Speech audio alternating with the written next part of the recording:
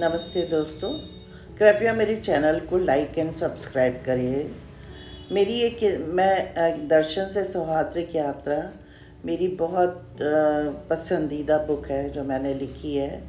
ये मैंने तब लिखी जब मेरे बेटा इस दुनिया से चला गया था और उसके दुख में मैं इतनी अधिक दुखी हो गई थी।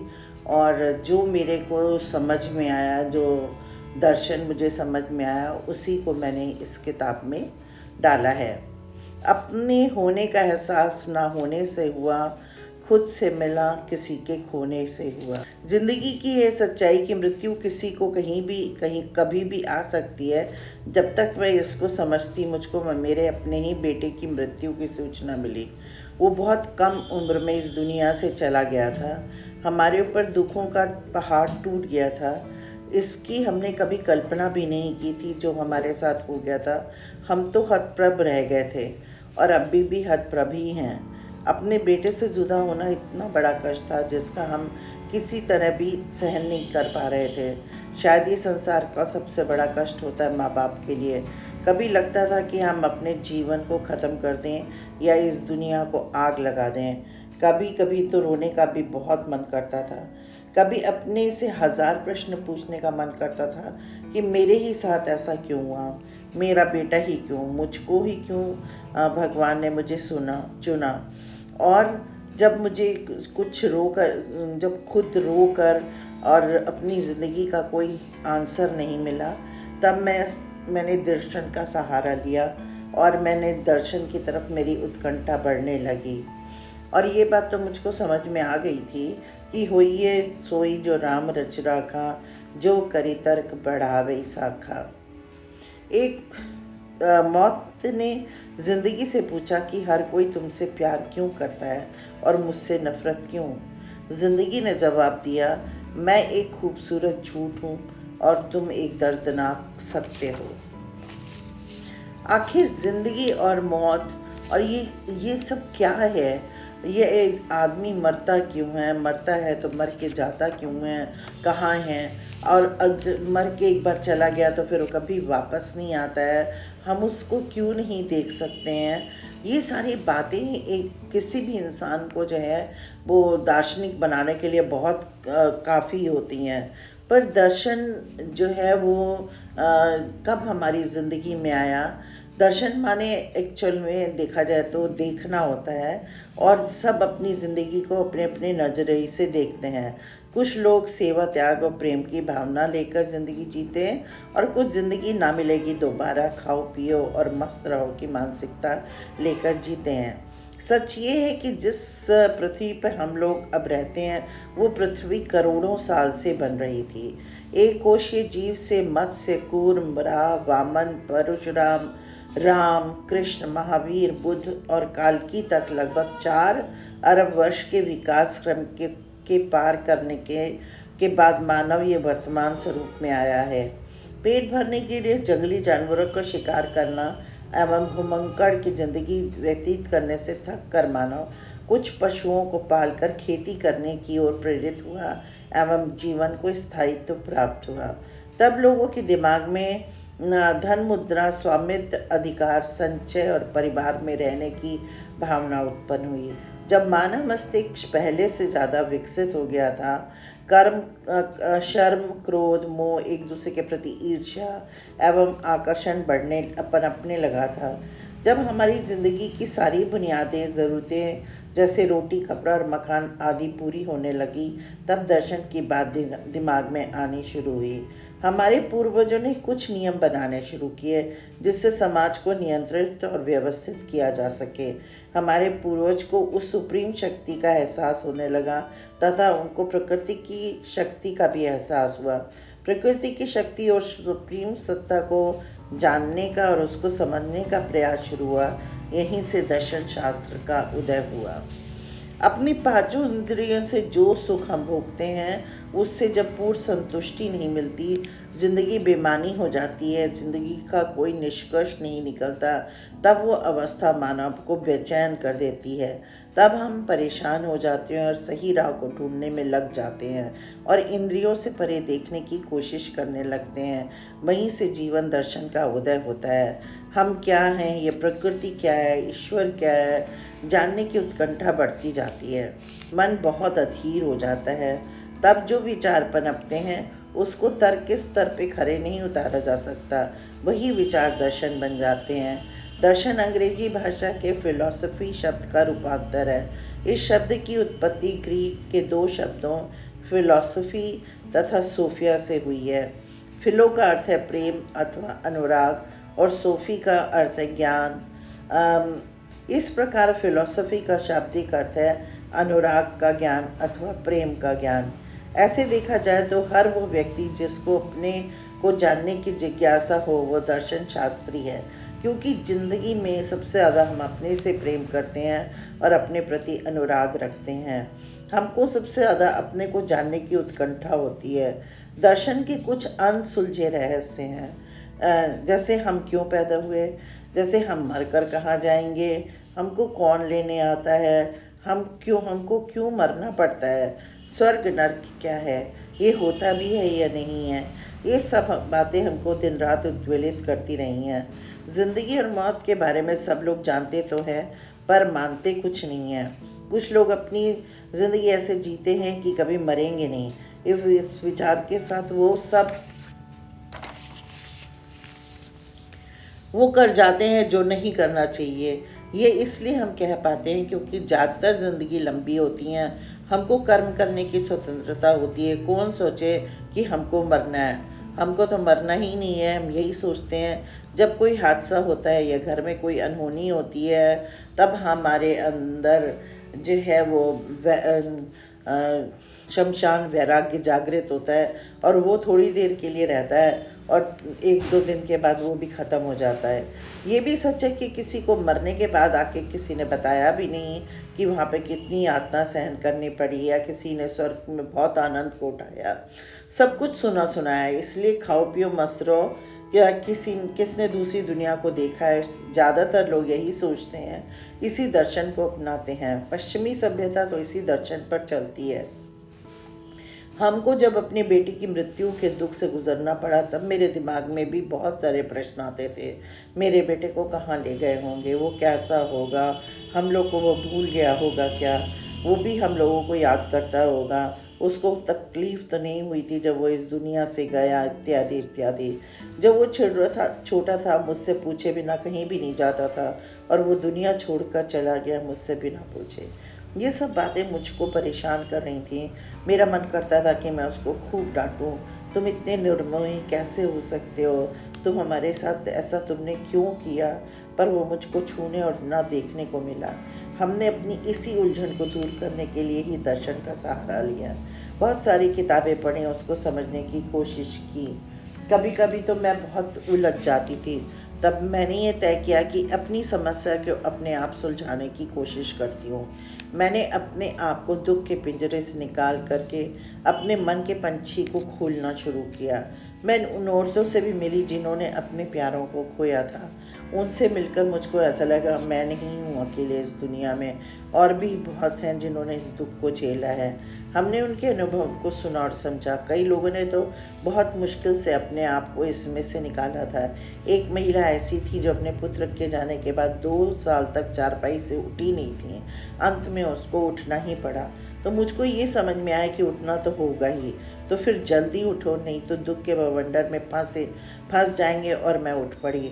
मेरे मन में ये उत्सुकता है कि मैं जानूं कि दर्शन शास्त्र क्या है। दर्शन में सबका अध्ययन होता है, चाहे वो महत्वपूर्ण हो अथवा महत्वहीन, जीवित हो अथवा मृत। जब मुझको उत्कंठा हुई जिससे मुझको दर्शन शास्त्र को जानने में दिलचस्पी हुई, तब हमको लगा कि हमने जो ज्ञान अर्जित किया है वो सीमित है।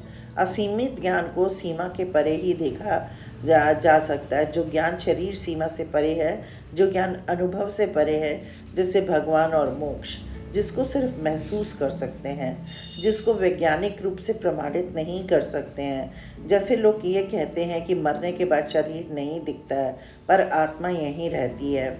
वो सब देखती है पर बोल नहीं सकती है। वो मस्तिष्क के साथ संवाद करती है। ऐसा कहा जाता है कि शरीर 5 तत्वों से बना हुआ है। जब शरीर मर जाता है तब 3 तत्व समाप्त हो जाते हैं, जैसे अग्नि, जल और पृथ्वी। प्रद्युत आकाशीय और वायु तत्व बचा रह जाता है। मृत्यु के बाद आत्मा बहुत हल्की हो जाती है। वो हमसे मस्तिष्क के स्तर पर बात कर लेती है। वो दिखती नहीं है, पर वो अपने लोगों के सारे भावों को पढ़ लेती है। और ये सच है कि मैंने अपने साथ ये होते देखा है। मैंने अपने बेटे को बहुत महसूस किया है, उससे बात की है, उसकी निकटता को महसूस किया है। जब मैं उसकी जुदाई को बहुत महसूस करती और रोती, तो उसके कमरे में जो हमने उसकी याद में बनाया जाती, तो मुझको महसूस होता कि वो मेरे बालों को सहला रहा है। ये अनुभव एक बार नहीं, मुझको बहुत बार हुआ है। मैंने फिर इस पर विचार किया तो पाया कि जब तक आत्मा दूसरा शरीर धारण नहीं करती है, वो रुई की तरह हल्की होती है। वो समझती सब है, देखती सब है, पर बोल नहीं पाती है। वो मस्तिष्क के स्तर पे हमसे बात करती है और वह कहीं भी आ जा सकती है। इन सब अनुभवों के बाद मेरा रुझान दर्शन शास्त्र की तरफ और बढ़ने लगा और मैं और जानने के लिए उत्सुक हो गई। इसी उत्सुकता ही ने मेरे दर्शन शास्त्र की नींव रखी। दर्शन शास्त्र में का जिंदगी में बहुत महत्व होता है। आखिर ज्ञान है क्या, ये प्रश्न दिमाग में आता है। हम सही आचरण का निर्माण कैसे करते हैं? एक अच्छा जीवन क्या है? क्या हम उसको प्राप्त कर सकते हैं? मानवीय कृत्य और बुद्धि पे आधारित कार्यों में क्या अंतर है? ये प्रश्न हम सबके दिमाग में उठते हैं। इन सब के उत्तर हमको खुद ही खोजने होते हैं, क्योंकि आदमी की प्रवृत्ति ऐसी होती है कि वो किसी की बात को आसानी से नहीं मानता है। उसके मन में हमेशा दुविधा बनी रहती है। मैंने अपनी भरसक कोशिश की कि मैंने जिन सब बातों का जिक्र किया उसका जवाब दे सकूं। मेरा प्रयास है कि उनके जवाब आपको मेरी किताब में कहीं ना कहीं ज़रूर मिलेंगे। धर्म का अर्थ है धारण करना। सनातन का अर्थ है जिसका कोई आदि और अंत ना हो। निरंतर चलने वाला धर्म या वो नियम जो समाज को अपने से बांधे रहता है, उसको धर्म कहते हैं। सनातन धर्म मानव जिंदगी का दिल है, जिसके बिना मनुष्य की जिंदगी नहीं चलती है। सनातन धर्म हजारों साल पुराना धर्म है। ये धर्म हमको विविधता में एकता सिखाता है। भारत सदियों से कई बोलने वाला देश है। यहाँ 4 कोस पे पानी बदले 8 कोस पे बानी। सबका खान पान अलग है, बोली अलग है, पहनावा अलग है, पर सबका मालिक एक है। एक समाज, एक नियम, सब एक सूत्र में पिरोए हुए हैं। हम अलग होते हुए भी अलग नहीं हैं। सनातन धर्म एक धागे जैसा है जिसमें विभिन्न प्रकार के मोती पिरोए रहते हैं। सबका एक ही मकसद होता है, सुंदर समाज का निर्माण करना। सुंदर समाज जिस सभ्य सुसंस्कृत लोगों से बनता है। सनातन धर्म हमको अंदर बाहर दोनों तरफ से सुंदर बनाता है। सर्वे भवन्तु सुखिनः, सर्वे सन्तु निरामया, सर्वे भद्राणि पश्यन्तु मा कश्चित् दुर्भाग् भवेत्। ये सनातन धर्म का दर्शन है। हिंदू धर्म ही वो धर्म है जिसकी बाहें बहुत बड़ी हैं, जिसमें पूरी दुनिया समा सकती है। यहाँ पर किसी भी धर्म के लोग सुख खुशी खुशी रह सकते हैं। हिंदू धर्म में कभी किसी को जबरदस्ती हिंदू धर्म को अपनाने की बात नहीं करते हैं। हिंदू धर्म ही ऐसा धर्म है जो वाद विवाद की इजाज़त देता है। सनातन धर्म कभी किसी को मजबूर नहीं करता कि वो उस धर्म को अपनाए। ये अपने प्रवाह से चलता है। सनातन धर्म में ये कहा जाता है कि ऐसा ही ना, हम हमारे धर्म को ऐसा ना मानें, पहले तर्क करें, उसको समझें, फिर अपनाएं। दूसरे धर्मों में आपको जो उनके धर्म में लिखा होता है और जो उनके धार्मिक नियम होते हैं वो मानने ही होते हैं। अगर उनके धर्म को जानने के लिए तर्क करो तो उस धर्म के लोग बुरा मान जाते हैं और उसके धर्म की अवहेलना कहा जाता है और फिर उस व्यक्ति को दंडित किया जाता है। पर सनातन धर्म में ऐसा नहीं है। यहाँ हमको तर्क करने की इजाज़त होती है। हमारा शरीर 5 तत्व से बना हुआ है और आकाश, वायु, अग्नि, जल और पृथ्वी, ये हमारे धर्म में हमें बताया गया है। 5 तत्व ब्रह्मांड के निर्माण में भी अपना योग प्रदान करते हैं। पुराणों में बताया गया कि सृष्टि की रचना भगवान विष्णु द्वारा की गई थी। वहीं सृष्टि पर जीवन के लिए 5 तत्वों की उत्पत्ति भगवान शिव द्वारा की गई थी। ब्रह्मांड के निर्माण में 5 तत्वों की अहम भूमिका है। 5 तत्व को वेद भाषा में पंचतत्व कहा गया है। इसी से आत्मा और शरीर की उत्पत्ति होती है। सर्वप्रथम आकाश, फिर वायु, वायु के पश्चात अग्नि, अग्नि से जल और जल के बाद पृथ्वी। इन 5 तत्वों के बाद पृथ्वी से औषधि का निर्माण होता है और औषधि से अन्न, अन्न से वीर, वीर से जीवन संरचना होती है। सृष्टि का निर्माण इसी से हुआ है। सांसारिक जीवन में इन 5 तत्वों का विशेष महत्व है। पुराणों में बताया गया है कि शिव और आदि शक्ति से मिलकर 5 तत्वों का निर्माण हुआ था ताकि सृष्टि पर जीवन निरंतर चलता रहे। किसी जीव में यह तत्व कम होते हैं तो किसी में इसकी आनुपातिक मात्रा अधिक होती है। मृत्यु के बाद भी व्यक्ति का शरीर पंच तत्व में ही मिल जाता है, जहाँ यहाँ तक कि भगवान में भी पंच तत्व ही निवास करते हैं। मृत्यु के बाद ये 5 तत्व में शरीर हमारा चला जाता है और हम इससे कहते हैं कि ये पंच तत्व में विलीन हो गया।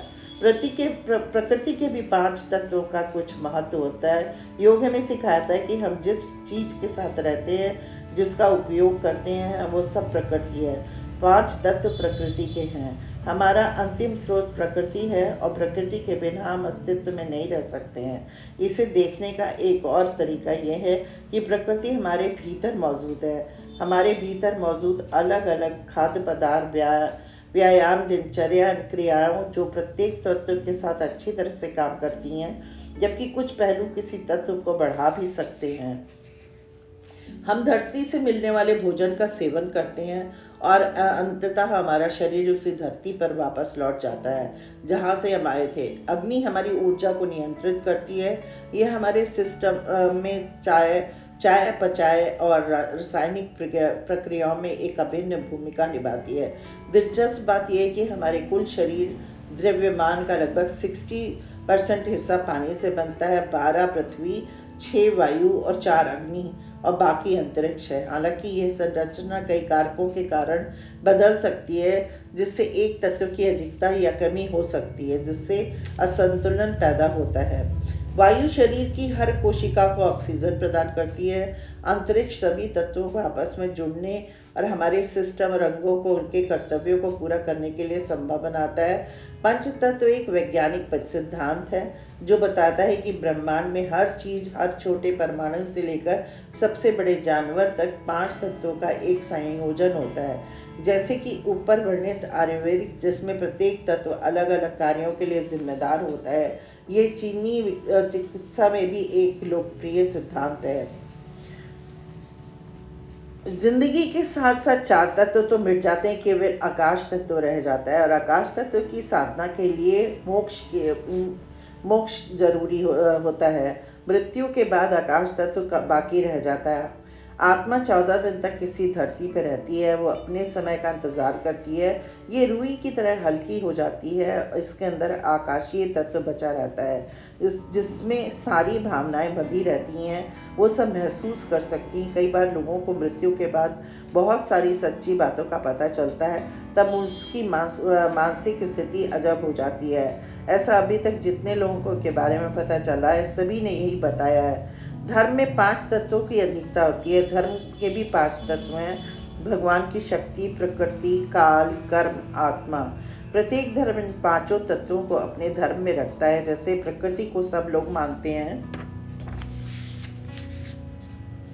हम लोग प्रकृति का ही हिस्सा हैं। इस पर आधारित हमारी जिंदगी होती है। हमको शुद्ध हवा, फल, छांव एवं सुगंधी संगीत सब प्रकृति से मिलता है। सब धर्म उसकी सत्ता को स्वीकार करते हैं। काल मतलब समय। सब धर्म समय की महत्ता को समझते हैं। सब काम समय से होता है। बच्चा समय से पैदा होता है, फल भी समय से निकलते हैं और मृत्यु भी समय से होती है। कहते हैं कि ये सब समय बहुत बलवान होता है। समय को कोई पकड़ नहीं सकता, चाहे सुख आए या दुख, यह अपनी गति से चलता रहता है। कर्म की महत्ता। कर्म को भी हर धर्म में अपनाया गया है। कर्म के लिए बिना कोई नहीं रह सकता है। अच्छे कर्म या बुरे कर्म सबका फल मिलता है। कर्म करना अपने ऊपर होता है। ईश्वर ने सभी को विवेक दिया है, जिसको कर मानव अपने कर्मों को नियंत्रित कर सकता है। मानव की आत्मा उसको बहुत धिक्कारती है और रोकती भी है जब कोई आदमी गलत काम करता है।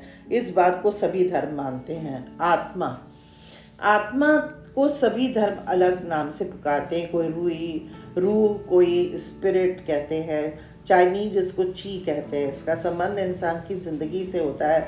आत्मा है तो हम जीवित हैं, ये शरीर से निकलते ही हम मृत हो जाते हैं। शरीर पड़ा रहता है, बस आत्मा निकल जाती है। देखो तो लगता है सब कुछ वैसा ही है, फिर ऐसा क्या हुआ, क्या बदल गया? आत्मा की सत्ता को सभी ने स्वीकार किया है। जीवन दर्शन पर जितनी बातें की जाए उतनी ही कम है। जो धर्म मानव को एक आदर्श इंसान नहीं बना सकता, वो धर्म किसी काम का नहीं है। पता नहीं कौन सी शक्ति है जो आपको ऊर्जा देती है, हमको ऊर्जा देती है, और श्वसन की क्रिया के पीछे क्या रहस्य है, वो कौन सी महत्वपूर्ण ऊर्जा है जिस पर सब कुछ निर्भर करता है। ऊर्जा ऐसी चीज़ नहीं जिससे मौखिक रूप से व्यक्त किया जा सके, फिर भी यह सभी भाषाओं का स्रोत है। यह अदृश्य है, फिर भी हमें देखने में सक्षम बनाती है। इसे तर्क या दर्शन के माध्यम से नहीं जाना जा सकता है, फिर भी तर्क और स्मृति की शक्तियाँ इससे निकलती हैं। ये हर एक प्राणी में आत्मा है, और इसका अनुभव करना, इसे महत्वपूर्ण महसूस करना हमारा स्वाभाविक धर्म या मानव धर्म है। निरंतर विकास प्रकृति का एक कठोर नियम है। मानव जाति इसका अपवाद नहीं है। मनुष्य इस दुनिया में पहली बार आने के बाद से ही विकास के पथ पर अग्रसर है। मानव जाति की अधिकांश उपलब्धियां संतुष्टि, शांति और खुशी की इच्छा से प्रेरित हैं। सभी धर्म इन इच्छाओं को पूरा करने के बारे में बात करते हैं। मानव धर्म इन लक्ष्यों को प्राप्त करने का तरीका है। ये सिखाता है कि जब हम अपने भीतर गहराई में उतरते हैं तो हम उस ऊर्जा का अनुभव करते हैं जो हमें बनाए रखती है। इतनी सूक्ष्म कि इसे मन, बुद्धि और इंद्रिय द्वारा समझा नहीं जा सकता है। मानव धर्म का अर्थ है अपनी जन्मजात क्षमताओं को पहचानना, उसे उसके अंतिम स्तर तक विकसित करना। इसका अर्थ है उस सामान्य बंधन को पहचानना जो पूरे ब्रह्मांड को समाहित करता है। ये सार्वभौमिक, शाश्वत, सर्वव्यापक और पदार्थ और मन से परे है। मनुष्य केवल शरीर और मन का तंत्र नहीं है, बल्कि अपने सबसे सच्चे अर्थ में आत्मा है। वास्तव में आत्मा ही जीवन है और जीवन ही आत्मा है। इसलिए मानव धर्म को सरलतम शब्दों में स्वयं को जानो वाक्यांश में अभिव्यक्त किया जा सकता है। धर्म ईश्वर का व्यावहारिक अनुभव है। जैसे किसी गूंगे को मिठाई खिलाओ तो वो उसका स्वाद नहीं बता सकता, उसी तरह लोग भगवान के प्रति अपने अनुभव करते हैं तो मौन हो जाते हैं। वो अपने अंतर के अनुभवों को अपने तक रखना चाहते हैं, मौन हो जाते हैं। मौन की वो अवस्था ही धर्म कहलाती है। धर्म आत्मा का अनुभव है जो हमें से हर एक के भीतर है। स्वामी विवेकानंद ने कहा कि धर्म का अर्थ है बोध। धर्म इस अनुवाद को अपने जीवन में अपनाना है। दूसरे शब्दों में धर्म किताबी ज्ञान नहीं, बल्कि स्वयं का व्यवहारिक अनुभव है, और इस अनुभव को आत्मा का ज्ञान या आत्मा का साक्षात्कार कहा जाता है। ये धर्म का हृदय और आत्मा है। हम सभी धर्मों का आधार है। ये हमको शुद्धतम रूप में धर्म सिखाता है। इसे अपने जीवन में लाकर हम न केवल खुद को विकसित कर रहे हैं, बल्कि मानव जाति को विकसित होने में मदद कर रहे हैं। आजकल हमने अपने आप को सीमित कर लिया है। हमने अपने आप को धर्म की दीवारों में कैद कर लिया है और अपने आप को मुसलमान, ईसाई, सिख या बौद्ध कहते हैं। लेकिन हिंदू, मुस्लिम, सिख, ईसाई आदि होने से पहले हम इंसान हैं। आजकल धर्म के विचारों का प्रचार प्रसार हो रहा है, लेकिन आज ज़रूरत है ऐसे धर्म की जो हमें जोड़े, ना कि बांटे। हम धर्म से हमारा मतलब कर्म कांड करने से मतलब नहीं है। धर्म से मतलब, संसार में दो प्रकार के प्राणी होते हैं, ज्ञानी और जिज्ञासु। ज्ञानी अपनी बात को सिद्ध करने में लगा रहता है और सदा वाचाल रहता है। अपने ज्ञान से वो हर चीज़ को समझना और उसको प्राप्त करने की कोशिश करता है, पर जिज्ञासु हमेशा चुप रहता है और ज़्यादा से ज़्यादा जानने में उत्सुक रहता है और दूसरों को सुनता है, उनकी बात को समझने की कोशिश करता है और फिर निष्कर्ष निकालता है और फिर उसको अपनाता है। अपनी जिज्ञासा की शांति के लिए अधिक ज्ञान को प्राप्त करने में अपना समय लगाता है। वेद और पुराणों के अध्ययन के बाद मुझको कुछ सहायक योग के बारे में पता चला जो संतों ने अपनाया था। ज्ञान योग, मुख्य रूप से एक आध्यात्मिक अनुशासन है जिसमें ज्ञान शैली को पूर्ण आत्मसात किया गया है। ये एक कला के साथ साथ एक विज्ञान भी है। ये शरीर और मन को नियंत्रित करने के लिए व्यवहारिक तरीके प्रदान करता है जिससे गहन अध्ययन संभव है। विवेकानंद जी ने अपने जीवन शैली को ज्ञान योग के अनुशासन में ढाला और अपनी ज़िंदगी को उसके अनुसार बनाया। उनकी किताबें, उनके विवरण और भाषणों में इसका प्रभाव दिखता है। ज्ञानवर्धक पुस्तकों से ज्ञान अर्जित किया जा सकता है। कोई व्यक्ति अपने में पूर्ण नहीं होता, अर्जित ज्ञान ही उसको पूर्ण बनाता है। फिर भक्ति योग। भक्ति योग शिक्षा देता है ईश्वर से प्रेम करो। किसी आशा, किसी चाहत से प्रेम करना नहीं चाहिए, जैसे भगवान हमको धन दे दो, बेटा दे दो इत्यादि। ईश्वर के प्रति समर्पित होना और अपनी पूर्णता के लिए, मोक्ष के लिए, आवागमन के चक्कर से निकलने के लिए भक्ति योग को हम अपनाते हैं, ना कि हम उनसे मांगते हैं दुनिया वाली वस्तु। भक्ति योग हमको सिखाता है कि प्रेम का सबसे बड़ा पुरस्कार प्रेम ही है। ईश्वर स्वयं प्रेम स्वरूप है। ईश्वर की भक्ति में ही मुक्ति है। सब प्राणी ईश्वर के द्वारा रचित है। सब में एक ही आत्मा है, सभी ईश्वर स्वरूप है। हठ योग चित्त विकृतियों के प्रवाह को संसार की ओर जाने से रोककर अंतर्मुखी करने की एक प्राचीन भारतीय कला है, जिसमें कुंडलिनियों को जागृत कर नाड़ी मार्ग से ऊपर उठाने का प्रयास किया जाता है और विभिन्न चक्रों में स्थिर रहते हुए उसे शीर्षस्थ सहस्त्रधार चक्र तक ले जाया जाता है। हठ योग की मुख्य धारा शैव रही है। ये पहले सिद्धों के फिर नाथों द्वारा अपनाया गया। मस्तेंद्र नाथ और गोरखनाथ इसके प्रमुख आचार्य बन माने गए हैं। गोरखनाथ के अनुयायी प्रमुख रूप से हठ योग की साधना करते हैं। उनको नाथपंथी भी कहते हैं। शैव धारा के अतिरिक्त बौद्ध ने भी हठ योग की पद्धति को अपनाया था। इस पद्धति को मानने वाले हठ से अपनी चिन्हित ऊंचाई को छू सकने की कला रखते हैं। इस योग का महत्व वर्तमान काल में उतना ही है जितना पहले था। हिंदू धर्म के अनुसार धर्म, अर्थ, कर्म, काम, मोक्ष से और प्रत्येक हिंदू का जीवन का अंतिम लक्ष्य मोक्ष माना गया है। अधिकतर लोग काम और अर्थ में फंस कर रह जाते हैं और मर जाते हैं। मोक्ष की बात तो तब उनके दिमाग में आती है जब वो मर के ऊपर जाते हैं। तब उनको ये लगता है कि अरे मैंने तो वो नहीं किया जिसके लिए मैं इस दुनिया में आया था। बहुत से अज्ञानी लोग इस बात से इत्तेफाक नहीं रखते हैं। उनको लगता है कि ये ज़िंदगी मिली है तो मस्ती से जी ले, खाए पिए और मौज करें। किसने मरने के बाद की दुनिया देखी है? हम कुछ भी करें, किसी से क्या मतलब है? उनका मानना है कि किसने आकर बताया कि बैकुंठ धाम में क्या हुआ है, कितनी सज़ा मिली, स्वर्ग मिला या नर्क मिला। पर वो ये सनातनी सोच का हिस्सा नहीं है, पश्चिमी सोच का हिस्सा है। सनातनी सोच इस लोक की और परलोक की दोनों की चिंता करते हैं। ईश्वर एक हर व्यक्ति का अपना एक अलग ईश्वर होता है। हर व्यक्ति ने अपने अलग ईश्वर को गढ़ा है।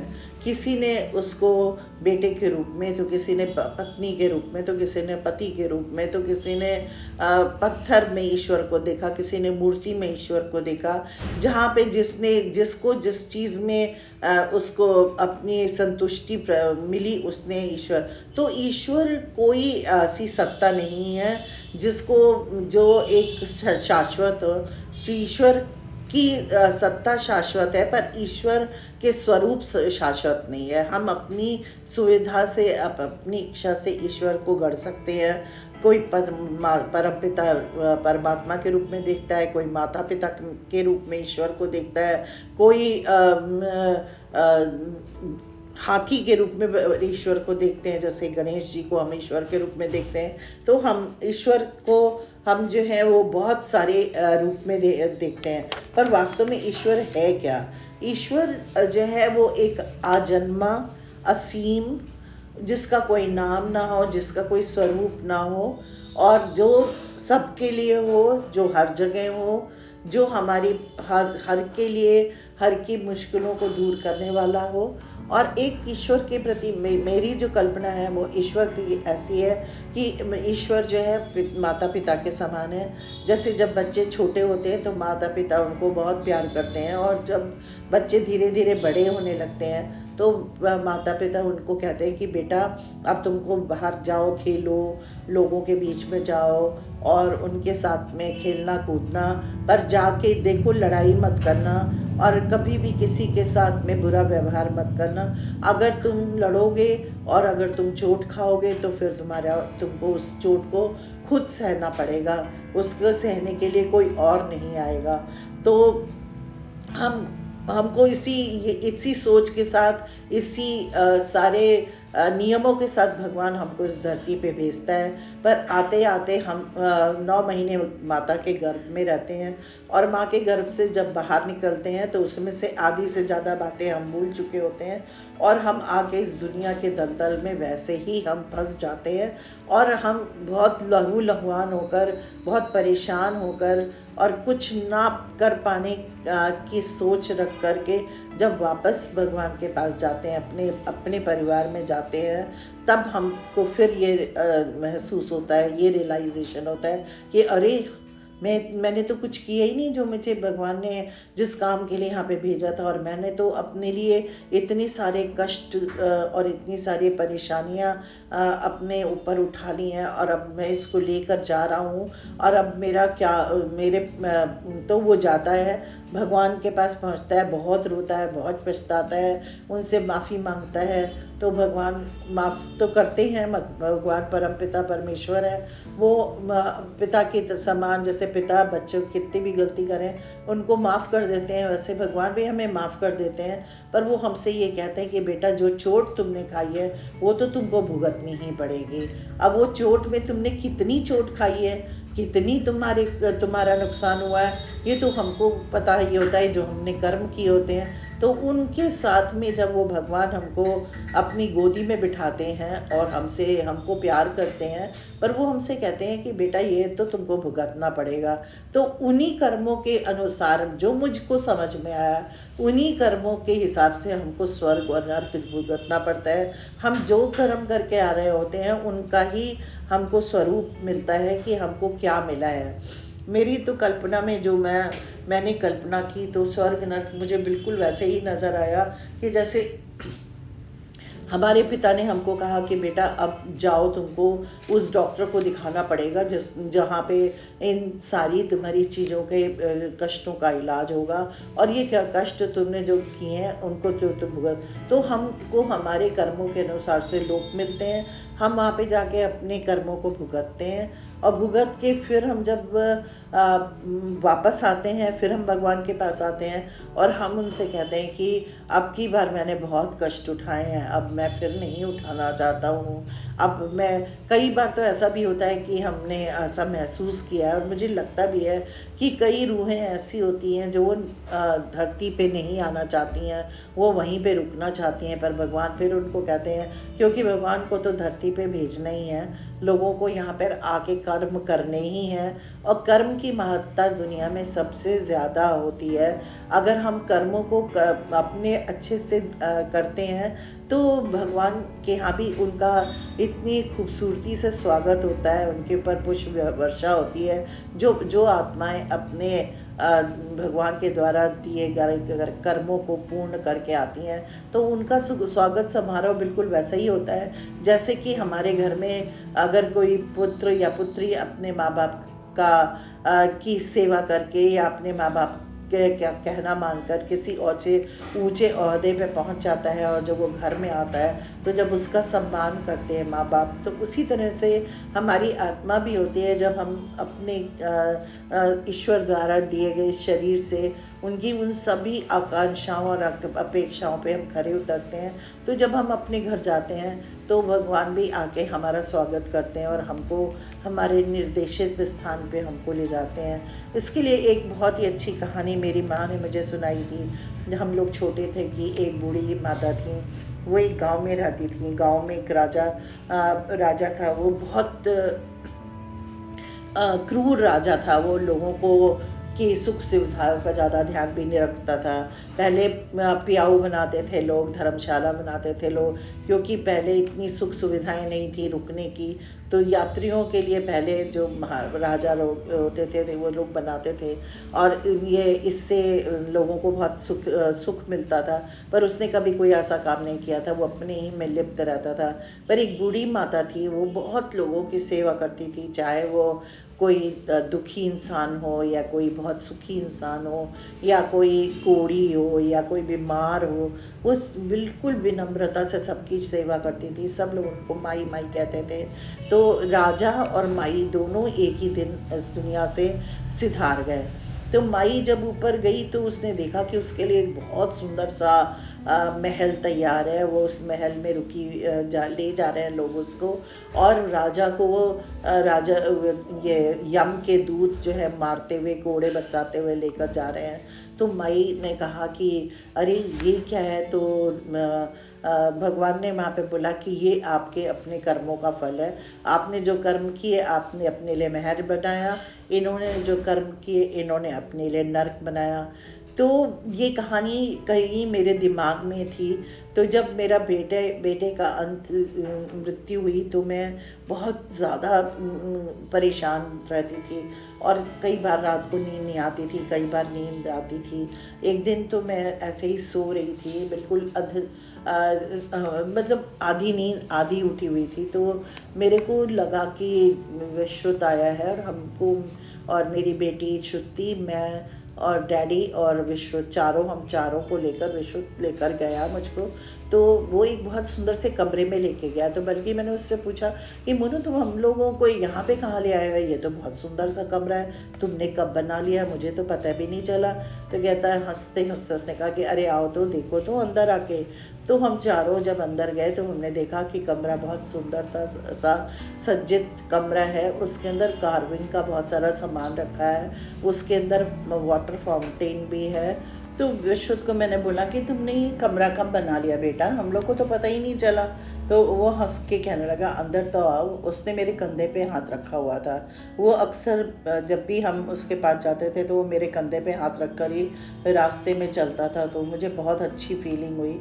फिर वो हमको घर अंदर ले गया। हमने देखा उसके घर में बहुत सारे कार्विंग का सामान है, क्योंकि विश्रुत को बहुत अच्छी चीज़ें पसंद थी, वो बहुत खूबसूरती उसको पसंद थी। उसके घर में भी बहुत अच्छा सामान है, और वो पुराने सामानों को बहुत पसंद करता था।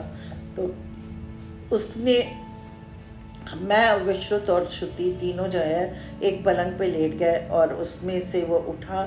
फिर एकदम से अचानक वो बीच में से उठा और उसने एक गिफ्ट जो है वो डॉक्टर साहब को दिया। कह रहे डैडी देखिए ये मेरे पास सामान पड़ा हुआ है, आप ले जाओ, आपके काम आएगा, आपके ये बहुत काम आएगा। और ऐसे करके मेरी आंखें खुल गईं, और मेरी आंखें खुल गईं तो मुझको बिल्कुल वही कहानी याद आई जो मेरी माँ ने मुझे सुनाई थी कि उस बूढ़ी औरत ने अपने लिए वहाँ महल तैयार किया। तो मुझे भी लगा कि जो मेरा बेटा इतने अच्छे शुभ कर्म करे हैं उसके अंदर, उसने वहाँ पे जाके अपने लिए वो कमरा जो है वो बना के रखा हुआ है, और जिसमें वो अच्छे से है। मतलब इस तरह से मुझे इतने सारे अनुभव उसने मुझे करवाए कि मैं बहुत अच्छे से हूँ। और आप मेरे लिए परेशान मत हो, मैंने ये शरीर जरूर छोड़ दिया है, पर मैं उस लोक में बहुत खुश हूँ, और मेरे पास बहुत मैं अच्छे से रह रहा हूँ। तो ये कुछ बातें होती हैं जो आपके सबकॉन्शियस माइंड में होते हैं। उसी तरह से मेरे सबकॉन्शियस माइंड में मेरी माँ की कही हुई ये बात थी। फिर धीरे धीरे फिर मुझे ये भी लगने लगा कि आखिरकार संसार में इतनी असमानताएं क्यों हैं, कि कोई व्यक्ति, कोई बच्चा है जब पैदा होता है तो वो इतना मतलब इतना विकृत रूप से क्यों होता है। कई औरतें ऐसी होती हैं, कई आदमी ऐसे होते हैं कि जो कि बिल्कुल असामान्य रूप से पैदा होते हैं। और कुछ तो लोग ऐसी कहानियाँ हमने देखी हैं, कहानियाँ क्या सच्ची चीज़ें हैं। हमारे हस्बैंड डॉक्टर हैं, तो ऐसे किस्से हमने देखे कि 22 साल तक बहुत ही अच्छा लड़का इंजीनियर करके आया, इंजीनियरिंग करके यूपी PWD में एज ए असिस्टेंट इंजीनियर लग गया। उसके बाद उसकी शादी भी हो गई बहुत सुंदर सी लड़की को, और शादी का 1 साल नहीं हुआ कि उसको सिरोसिस सोरियासिस एक बीमारी होती है जिसमें सारे बॉडी के जो जोड़ हैं वो जुड़ जाते हैं, और वो सारी उसका स्किन का कलर ब्लैक हो जाता है और वो इंसान बिल्कुल, मतलब जो 22 साल तक बच्चा अच्छा सुंदर अच्छा पढ़ने में अच्छा और अच्छी लड़की से शादी हुई, वो लड़का जो है वो 25 साल तक आते आते उसकी मृत्यु हो गई इस बीमारी से। तो आखिर ऐसा क्या है? ये सारी बातें जो है मेरे ख्याल से मुझे ही क्या आप सबको भी उद्वेलित करती होंगी जब आप किसी ऐसे व्यक्ति को देखते होंगे। ऐसा भी है कि कुछ बच्चे ऐसे पैदा होते हैं कि आप इमेजिन नहीं कर सकते। ये बिल्कुल सच्ची कहानी है। ये दिल्ली के एक शहर उसकी है जहाँ पे मेरी बहन रहा करती थी। उस जगह शालीमार बाग है दिल्ली में। वहाँ पे एक माता पिता, उनके 2 बेटे थे। वो माता पिता ने घर को, एक उनका घर था उसको बेच दिया और उसका पैसा उन्होंने अपने बुढ़ापे के लिए रख दिया। और किसी तरीके से उनके दोनों बच्चों को पता चल गया कि माँ बाप ने जो है वो कहीं उनका घर था उसको बेच के पैसा ले लिया है। तो वो पैसा मांगने लगे तो माँ बाप ने बोला कि पैसे अभी हम नहीं देंगे, जब हम लोग नहीं रहेंगे तो ये पैसा तुम्हारा ही है और तुम लोगों को पैसा मैं ये नहीं दूंगा। उसने कहा नहीं, मुझे बिजनेस में लगाना है। तो उसने कहा नहीं, ये पैसा मैं नहीं दूंगा तुमको, तो और तुम बिज़नेस में लगाना है, तुम खो दोगे पैसा, फिर मेरा क्या होगा? हम दोनों, बूढ़ा बूढ़ी को कौन देखेगा? कोई बिज़नेस के लिए ज़रूरी नहीं है कि आपका बिज़नेस चल जाए। ये बाप में माँ और बेटे में बात बढ़ती बढ़ती बहुत बढ़ गई। तो बाप बीच में आ गया। तो बाप ने बच्चों को एक बहुत डांटा। तो बच्चों ने क्या किया, दोनों लड़के ने मिलकर अपने माँ और पिता की दोनों की हत्या कर दी। और हत्या करना तो एक हत्या कर दी, उसके बाद में उनको समझ में नहीं आया कि क्या करें। उन्होंने अपने घर का बोरा उठाया, बोरे में एक में अपनी माँ को बंद किया, दूसरे ने पिता को बंद किया और उनके पास एक स्कूटर था। तो बाप को तो आगे स्कूटर पे उन्होंने बोरे में अपने पैर के नीचे रखा और माँ के ऊपर वो बच्चा जो है वो दूसरा भाई चढ़ के बैठ गया उस बोरे के ऊपर। और रात के समय रात में ले जाके उन्होंने उनको, कहीं जंगल था वहाँ पे फेंक दिया। पर उनके दुर्भाग्य से सुबह ही कोई उधर से जा रहा था, उन्होंने बोरे में 2 बोरे पड़े हुए देखे तो पुलिस को खबर करी तो उसमें से 2 लाशें निकली और वो पति पत्नी की थी। फिर पता किया तो फिर धीरे धीरे सारे वो खुल गए तो उनको पता चला कि उनके बेटे ने की है। तो ये सब क्या है? ये सब चीज़ें क्यों और कैसे होती हैं? तो ज़रूर से, क्योंकि माँ बाप की हत्या करना एक बहुत बड़ी बात होती है। तो फिर मेरी को फिर अपनी माँ की कहानी याद आई कि एक साहूकार था, उसका दोस्त था। दोनों बहुत ही अच्छे मित्र थे। दोनों जो है व्यापार करने के लिए साथ साथ गए और दोनों ने अच्छा व्यापार किया। तो एक दोस्त जो था उसमें से वो वापस उसने कहा चलो मैं वापस अपने गांव जा रहा हूँ। तो दूसरे ने कहा कि अच्छा ठीक है, तुम यहीं से वापस जा रहे हो तो ये मेरा पैसा तुम रख लो, मैं 1-2 गांव और जाके व्यापार करके वापस आता हूँ, फिर मैं तुमसे पैसे ये ले लूँगा।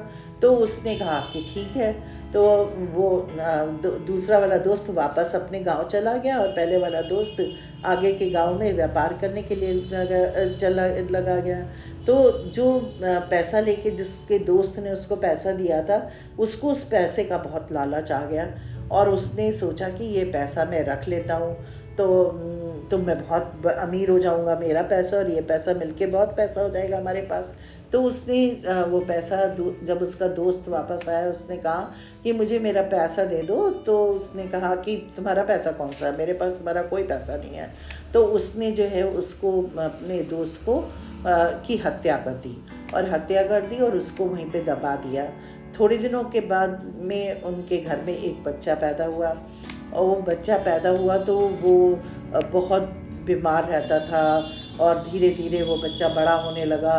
तो बहुत दिनों बाद सेठ के यहाँ पे बच्चा पैदा हुआ था तो वो बहुत खुश भी हुआ, पर धीरे धीरे बच्चा बड़ा होने लगा तो वो बहुत बीमार रहने लगा। इतना बीमार रहने लगा कि सेठ का सारा पैसा उसके इलाज में इधर से उधर ले जाने में खर्च होने लगा। तो सेठ एक दिन बहुत दुखी बैठा हुआ था, तो एक महात्मा जी सामने से जा रहे थे, तो सेठ ने महात्मा जी से कहा कि महात्मा जी मेरे साथ ही ऐसा क्यों हो रहा है, मेरा बेटा इतना बीमार क्यों रहता है, ये पैदा हुआ तो हम लोग बहुत खुश थे, पर इसकी वजह से तो मेरा धन सारा चला गया। तो उन्होंने कहा महात्मा जानी कि तुम्हारी करनी तुम्हारे सामने आई है, और कह के चले गए। तो वो सोचता रहा कि ऐसा मैंने क्या किया है भगवान, जो मेरे साथ ये सब हो रहा है। तो जिस दिन उसके बच्चे को जाना था इस दुनिया से, तो वो सेठ उसके पास बैठ के उसका सर सहला रहा था। तो उसने कहा कि बेटा तुम कैसे हो, तो वो बहुत ज़ोर से हंसा, हाँ हाँ हाँ, मैं कोई तुम्हारा बेटा नहीं हूँ, मैं तुम्हारा करनी हूँ, जो तुमने मेरे साथ की थी, मैं तुम्हारा वही दोस्त हूँ जिसका पैसा तुमने मारा था। आज ना तो तुम्हारे पास तुम्हारा पैसा रहा, ना तुम्हारे पास तुम्हारा बेटा रहा, अब तुम जिंदगी भर इसके लिए पछताओगे जो तुमने कर्म किया था। तो अब इससे तो ये लगा हुआ, जब मैंने ये कहानी सुनी तो मुझको वो याद आया कि ये ज़रूर उसके माँ बाप के पुराने जन्मों के कर्म थे, जो उनके बच्चों ने उनसे इस तरह का बदला लिया। क्योंकि ये तो बहुत ही मतलब एबनॉर्मल सी बात थी। और भी बहुत सारी ऐसे किस्से होते हैं, आपके आसपास होते हैं कि कुछ लोग इतने अच्छे होते हैं जिसकी कोई हद नहीं है, और तब भी उनकी ज़िंदगी में उनको इतने दुख मिलते हैं और कई लोग इतने बुरे होते हैं, वो लोग अपनी ज़िंदगी बहुत ही ठाठ से और बहुत अच्छे तरीके से वो करते हैं। तो इसका मतलब कि सब कुछ कर्मों का फेर है। तो जब मुझे ये समझ में आया कि सब कुछ कर्मों का फेर है, तो फिर मैंने कहा कि ये तो इसका ज्ञान तो गीता से अच्छा कहीं और मिल नहीं सकता है। तो फिर मैंने गीता का पाठ करा, फिर मैंने गीता को पढ़ना शुरू किया, और जो पढ़ने के बाद जब जो मुझे समझ में आया, उसमें से 9 बातें मुझे बहुत ज़्यादा समझ में आई। उसको मैंने अपनी भाषा में लिखा है कि जो हुआ वो अच्छा हुआ, जो हो रहा है वो अच्छा हो रहा है, जो होगा अच्छा ही होगा। हम भूत का पश्चाताप ना करें, भविष्य की चिंता भी ना करें। वर्तमान चल रहा है, हमको अपने कर्मों को अच्छे से जीना है। जो हमारे हाथ में है वो वर्तमान ही है, जो हमारी मंजिल तक हमको पहुंचा देता है। दूसरा जो मुझे समझ में आया, हमारा क्या गया, हम क्यों रोते हैं, हम क्या भौतिक वस्तु लेकर आए थे, जो हम लेकर आए थे, जो हमने क्या पैदा किया है जो नाश हो गया। हम कुछ लेकर आए नहीं, जो लिया यहीं से लिया, जो दिया इसी दुनिया ने हमको दिया। जब हम इस संसार को छोड़कर जाते हैं, तब भी हम अपने साथ कुछ भी वस्तु साथ नहीं लेके जाते हैं, सिर्फ अपने कर्मों के बोझ को। तो इस बात का भी हमको दुख नहीं होना चाहिए कि हमको क्या मिला, हमसे क्या छूटा, या हमने क्या खोया। फिर तीसरी बात जो मुझे समझ में आई है, आज जो हमारा है कल किसी और का था, परसों किसी और का होगा। हम इसको अपना समझने की भूल कर बैठते हैं। बस यहीं से हमें दुख का हमारा कारण शुरू हो जाता है। हमको संसार के माया मोह में ना फंस कर एक स्वतंत्र जीवन जीना चाहिए। माया मोह सब दुखों का कारण है, हमारा कुछ भी नहीं है, फिर भी हम ये मेरा ये तेरा के फेर में लगे रहते हैं। फिर चौथी चीज़ जो समझ में आई वो ये है कि परिवर्तन संसार का नियम है। जिसे हम मृत्यु कहते हैं वही तो जीवन है। हम दूसरा चोला उतार कर फिर नए चोले को पहनकर तैयार होकर कर्म करने इस संसार में आ जाते हैं। कहते हैं कि देवता भी धरती पर आने को तरसते हैं, वो स्वर्ग के भोगों को भी धरती पे आने के लिए ठुकरा देने को तैयार रहते हैं, क्योंकि कर्म करने का मन सबका करता है। 5वां, जब संसार में धर्म की हानि होती है, बुरे अभिमानी व्यक्तियों की संख्या बढ़ जाती है, तब भगवान जो है मनुष्य रूप में आकर के और दूसरे मनुष्यों को इस दुखों से दूर करते हैं। और जैसे धरती में मौसम बदलते रहते हैं, कोई मौसम एक जैसा नहीं होता, कभी गर्मी कभी सर्दी, कभी बहुत बरसात कभी बसंत। उसी तरह से मानव के जीवन में कभी बहुत खुशी, कभी बहुत दुख, कभी सामान्य जीवन रहता है। मनुष्य को कभी भी विचलित नहीं होना चाहिए, अपने आप को प्रत्येक परिस्थिति के लिए तैयार रखना चाहिए। वही मनुष्य कहलाता है जो मिली हुई परिस्थिति का सदुपयोग करता है। कृष्ण जी कहते हैं कि भगवान मानव के वशीभूत होते हैं अगर उनको दिल से स्वीकार किया गया हो।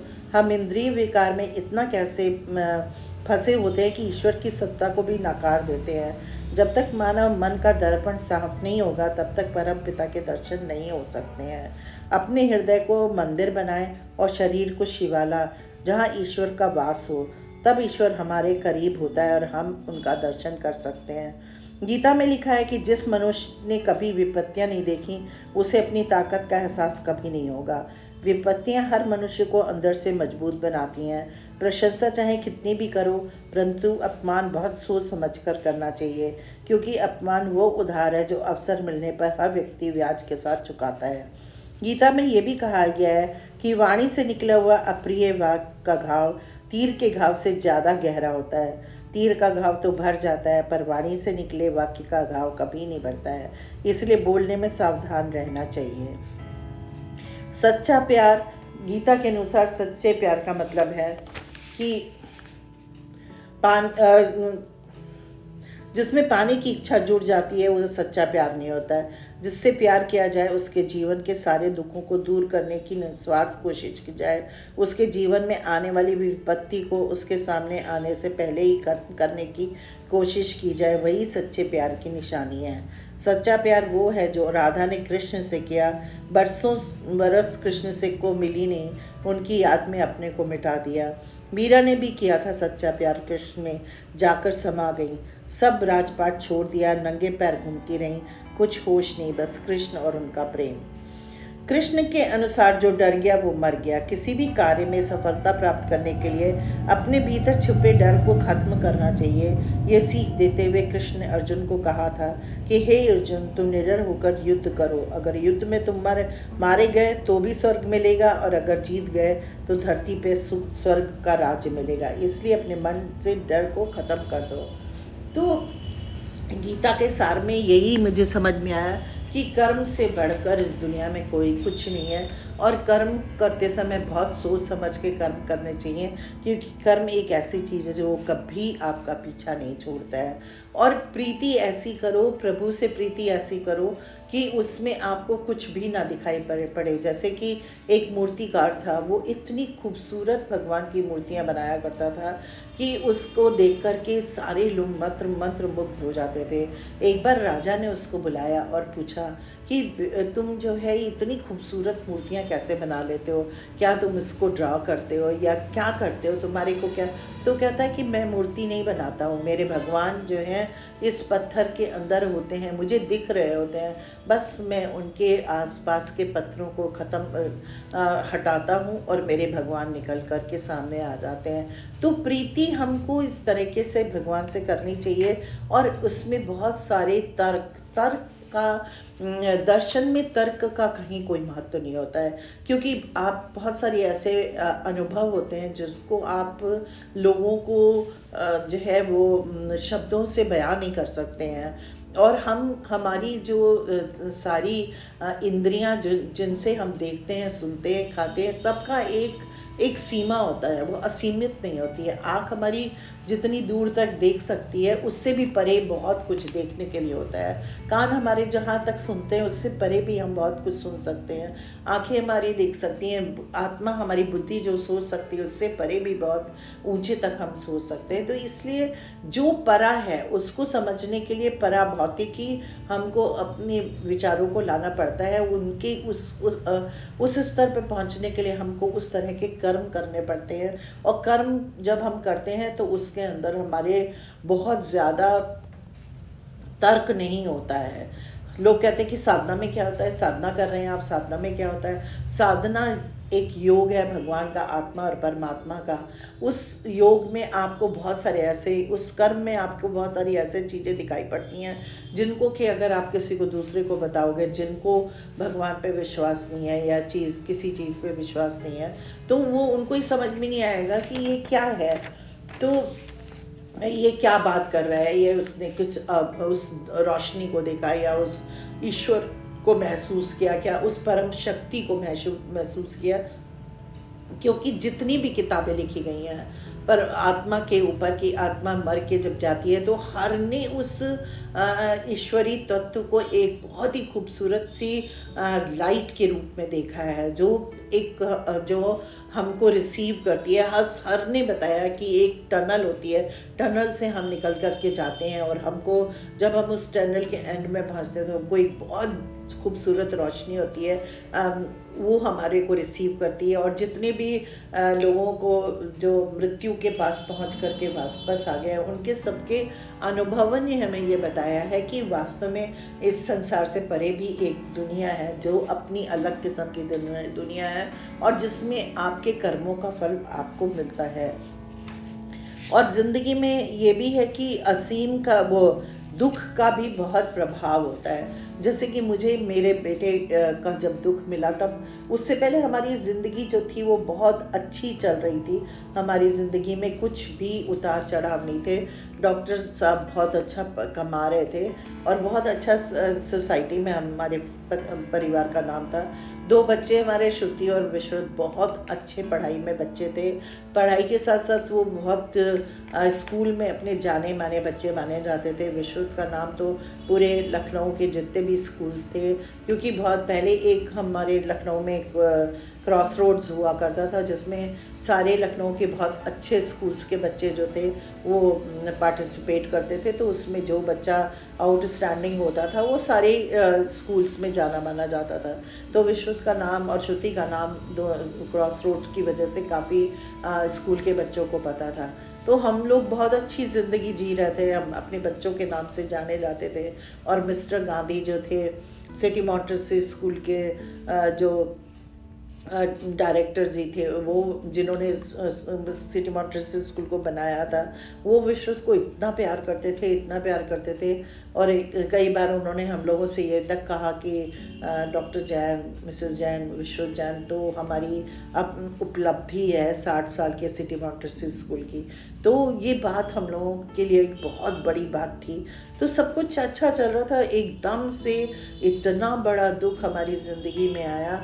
तो तब तो मुझे नहीं समझ में आया, पर मुझे अब समझ में आता है कि आखिर वो दुख हमको क्यों दिया भगवान ने, आखिर इसके पीछे क्या रीज़न था।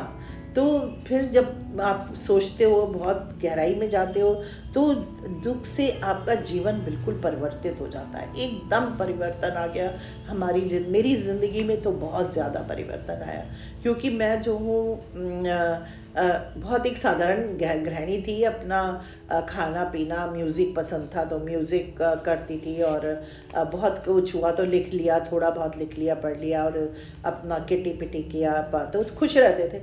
पर इस दुख के बाद तो मेरे को अपनी ज़िंदगी बड़ी बेमानी लगने लगी। फिर मुझे लगा कि आखिरकार मैं ऐसा क्या करूं जिससे मेरा बेटा जो है वो ज़्यादा दुखी ना हो, क्योंकि मैं ज़्यादा दुखी होंगी तो मेरा बेटा भी बहुत दुखी होगा। तो मैंने अपने दुखों से उभरना शुरू करा, और मुझे हमेशा ये लगता था कि वो मेरे आसपास है, और जब मैं दुखी होती हूँ तो वो बहुत दुखी हो जाता है। तो जैसे मुझे कह रहा है कि मम्मी आपको देखो लिखना अच्छा लगता है, अब लिखना शुरू करो। तो मैंने जो है वो लिखना शुरू करा। मेरी अभी तक 7 किताबें आ चुकी हैं, और फिर मैंने उससे एक प्रॉमिस किया कि मैं हर साल तेरी बर्थडे पे तुझको जो है ना अपनी किताबों का भेंट दूंगी। तो इसकी वजह से और भी मैं पूरे साल व्यस्त रहती हूँ किताब लिखने में। और फिर मेरे को म्यूज़िक का बहुत शौक़ था, तो फिर मैंने म्यूज़िक सीखना शुरू किया। अभी मैं म्यूज़िक के अंतिम वर्ष में हूँ, छठा साल हो रहा है, तो मैं 6th ईयर में हूँ। और फिर मैंने अपनी ज़िंदगी में बच्चों को पढ़ाना शुरू करा, बिल्कुल निस्वार्थ भाव से। फिज़ियोथेरेपी का हमारे पास रिकॉग्निशन थी, तो हमने फिज़ियोथेरेपी के बच्चों को पढ़ाना शुरू करा। अभी तक मेरा 40 बच्चे निकल चुके हैं अभी तक, और अभी 10 बच्चे मेरे पास और हैं जो पढ़ रहे हैं। तो 50 टोटल बच्चों की ज़िंदगी को संवारने का मुझको मौका मिला। और ये काम मेरे को हमेशा ही ऐसा लगा, विश्रुत ने जैसे अपनी लेगेसी को मेरे को दे दिया है कि मम्मी अभी तक तो मैं बच्चों की सेवा कर रहा था, अब आप करो। तो एक वो मुझको एक राह दिखा के गया है, जो मैं एक इधर उधर भटक रही थी। मेरे पास कोई एक सामने चलने का रास्ता नहीं था। भाई मेरे हस्बैंड डॉक्टर है, उनके पास तो एक काम था कि वो मेडिकल में हैं, तो वो पेशेंट की सेवा करते हैं, मरीजों को देखते हैं, पर मेरे पास मेरा अपना कुछ नहीं था। तो मेरे को एक उसने ज़िंदगी का एक फ़लसफ़ा दिया कि तुम अपने लिए तो बहुत जी चुकी हो, अब दूसरों के लिए जीना शुरू करो, वही असली में ज़िंदगी है। तो अब मैं सोचती हूँ, 5 साल हो गए मेरे बेटे को गए हुए, 6ठा साल चल रहा है, तो अब मेरे को समझ में आता है कि एक मेरा बेटा गया तो 50 बच्चों की ज़िंदगी को संवार के गया है। आज उसमें से जितने भी मेरे बच्चे जो फिजियोथेरेपी के निकले हुए हैं, 50 बच्चे जो हैं, 10 को छोड़ के 40 बच्चे काम कर रहे हैं, अपने पैरों पे खड़े हैं। और उनमें इतने गरीब घर के बच्चे थे जिनके पास खाने को पैसे नहीं थे, जिनके पास 5,000 रुपये देने के लिए नहीं थे। आज वो बच्चे 25-25, 30-30 हज़ार रुपये, 40,000 रुपये उनके लिए बहुत पैसा है। हमारे लिए हो सकता है कि लोग कहेंगे क्या 40,000 रुपये भी क्या है, पर उस परिवार के लिए सोचिए जिस परिवार में 5,000 रुपये देने के लिए लाले पड़े होते थे। आज उसी घर का बच्चा 50,000 रुपये, 40,000 रुपये, 30,000 रुपये कमा कर ला के अपने पैरों पे खड़ा होके समाज के ऊपर बोझ ना बन करके और अपने परिवार की सहायता कर रहा है, तो ये कोई एक छोटी बात नहीं है। तो आज मेरे बेटे ने जाकर मुझको एक ऐसा मुकाम दिया है जिस पे मैं चल कर के कुछ कर रही हूँ, कुछ समाज के लिए कर रही हूँ और अपनी भी आंतरिक उन्नति कर रही हूँ। अब मुझे ज़िंदगी समझ में आने लग गई है, अब मुझे दर्शन समझ में आने लग गया है, अब मुझको प्रकृति के नियम समझ में आने लग गए हैं। और ये बात सच है कि लोग जब इस धरती पे आते हैं तो वो अपने आने का समय और जाने का समय खुद तय करते हैं। तो मेरे बेटे ने शायद अपने लिए इतना ही जीवन चुना था और वो उसको चुन कर चला गया। तो मेरे को अब उसको बीच में तो कभी तो मैं बहुत विवल होती थी, तो मैं उससे इतना लड़ती थी, पर अब मैं नहीं लड़ती हूँ। अब मैं सिर्फ उसको यही बात कहती हूँ कि बेटा तुम जहाँ हो खुश रहो, तुम अपनी यात्रा पूरी करो, क्योंकि हर की अपनी यात्रा होती है। आप किसी का कुछ भी सहयोग नहीं दे सकते हैं। आप अलग हैं, आपके बच्चे अलग हैं, आपका पति अलग है, सबको अपनी यात्रा अकेले झेलनी पड़ती है, अकेले चलनी पड़ती है। और अपनी अकेली यात्रा को चलने के लिए हमको अपने जो हमको धर्म हमें सिखाता है, जो हमारे गुरु हमको सिखाते हैं, या ये समाज हमको सिखाता है, ये परिस्थितियाँ हमको सिखाती हैं, उनसे हमको सबको सीख लेकर एक अपनी ज़िंदगी को एक तरीके से जीना चाहिए, जिससे कि हम अपनी लाइफ को अच्छे तरीके से जी सकें। क्योंकि ये जो ज़िंदगी है, ये कहते हैं कि ये ज़िंदगी बहुत 84 लाख योनियों के भटकन के बाद मिलती है। तो ये ज़िंदगी जो है वो बहुत ही प्रेशियस है।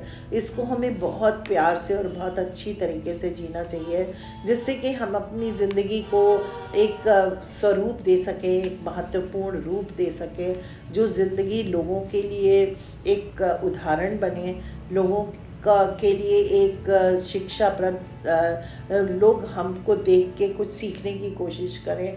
या हम तो हम इतने महान नहीं होंगे कि हम किसी को सिखा सकें, पर हम ज़रूर ये बता सकते हैं कि अपनी ज़िंदगी को एक स्वरूप तो हमें ज़रूर देना चाहिए। ऐसे नहीं कि हम समुद्र में तैर रहे हैं और हमको हमारी दिशा का पता नहीं है। हमको अपनी दिशा ज़रूर पता होना चाहिए, हमको हमारा उद्देश्य ज़रूर पता होना चाहिए, हमको अपनी ज़िंदगी कैसे जीनी है ये भी ज़रूर पता होनी चाहिए।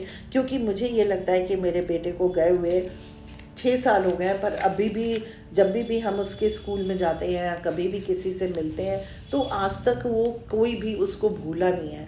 तो मैं ये सोचती हूँ कि उसको नहीं भूला है, तो क्या लोगों को क्या ये पता है कि उसका बहुत बड़ा घर था, बहुत सुंदर सा घर है, उसके अंदर स्विमिंग पूल है, या उसके अंदर बहुत सारा सामान है? नहीं, इन सब बातों का कोई महत्व नहीं होता है। महत्व ये होता है कि आपने अपनी ज़िंदगी कैसे बिताई है, कितना लोगों के लिए किया है, या अपनी ज़िंदगी को कैसे जिया है, या आपके अचीवमेंट्स क्या रहे हैं, या आपने अपनी स्थिति परिस्थिति का कैसे सदुपयोग किया है। इन सब बातों का आपकी ज़िंदगी में असर पड़ता है। और इसीलिए हमको दिशाहीन ना होके अपनी एक दिशा तय करनी चाहिए और उसी दिशा में जो है अपनी ज़िंदगी को चलाना चाहिए। तो उदाहरण ये है, ये मेरा दर्शन यही है जो मैंने आपके साथ अपना शेयर किया है। और ऐसे तो बहुत सारे किस्से हैं जिनको हम ईश्वर की भक्ति में बता सकते हैं। एक कहानी सुना कर के मैं अपना ये बंद करती हूँ कि मुझे तब समझ में आया कि ईश्वर भक्ति होती क्या है। एक वैश्या थी, वो कृष्ण जी की बहुत ज़्यादा भक्त थी, और लोग वैश्याओं को बहुत बुरी दृष्टि से देखते हैं। तो वो रोज़ मतलब वो मंदिर के अंदर तो घुस नहीं सकती थी, तो वो दूर से खड़ी होकर कृष्ण जी के दर्शन करने की कोशिश करती थी, और वहाँ की घंटी और भजन को सुन के बहुत आनंदित होती थी। और वो अपनी करनी का फल उसको क्या मिलेगा उसने कभी नहीं सोचा था। वो उसको लगता था कि ये शरीर जो है ये मेरा इसी काम के लिए बनाया गया है, विषयावृत्ति के लिए, तो वो उसी को करती थी। और ये बात भी सही है कि पहले जब राजा महाराजा होते थे तो उनके लिए एक वैश्यालय अलग से उनके उसमें बना हुआ होता था, राजा के महल में, जो जहाँ पे राजा को जाने की छूट हुआ करती थी, तो वो उस काम के लिए बनी थी। तो वो भी उसने भी सोचा ये तो, पर वो दिल से आत्मा से भगवान से इतनी ज़्यादा जुड़ी हुई थी जिसकी कोई हद नहीं है। तो सारे दिन वो उनकी घंटी की आवाज़ सुनती, वहाँ की पूजा की आवाज़ सुनती, तो उसका मन जो है वो उसी में रमा रहता है। धीरे धीरे करके सालों साल बीत रहे थे।